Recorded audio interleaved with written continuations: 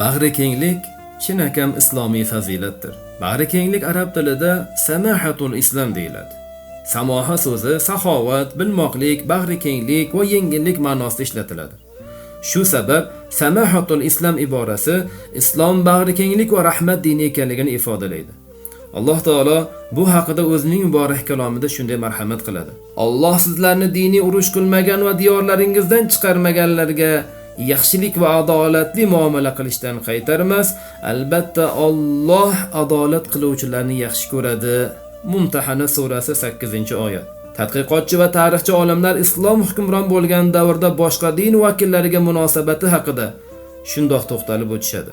Hijratning 9-yiliga kelib, islom dini butun arab jazirasini qamrab olgan bo'lsa-da, payg'ambar alayhissalom yahudi va nasoralarni o'z diniga kirishga majbur qilmadi.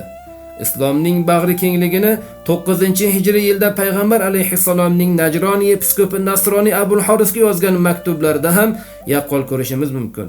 Ushbu maktubda shunday deyiladi: Bismillahirrohmanirrohim.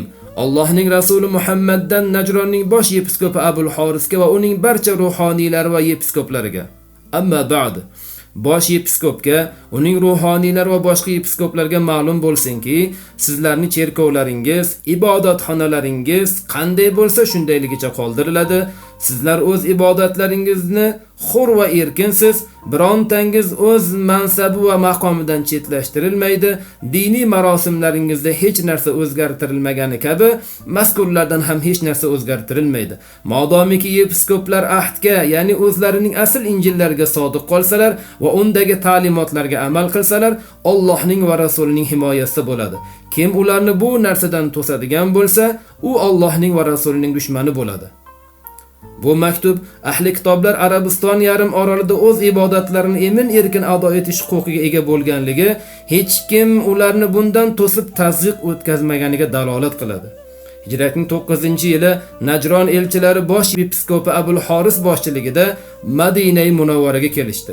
Abul Horis boshliq elchilar Nabiy alayhissalomning huzurlariga o'zlarining rasmiy diniy liboslarini kiyib, u zotni Masjid-i Nabaviyda ziyorat qilishdi. Ziyorat qilib so'ng u zotdan ibodatlarini ado etish uchun ruxsat so'rashdi.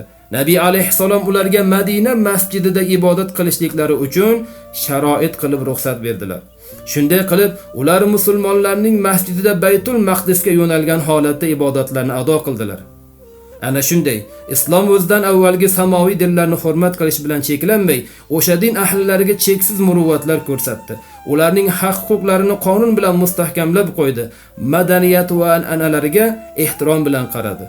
Barchamiz uchun namuna bo'lgan zot payg'ambar alayhissalom ahli kitob qo'shnilari bilan yaxshi munosabatda bo'lish bilan birgalikda hadiya berib, ulardan hadiya ham qabul qilar edilar. Payg'ambar alayhissalom qiyomatgacha keladigan butun insoniyatga har sohada bo'lgani kabi bu borada ham ibrat va namuna bo'la oldilar. Ha azizlar, bag'rikenglik bu chinakam islomiy fazilatdir.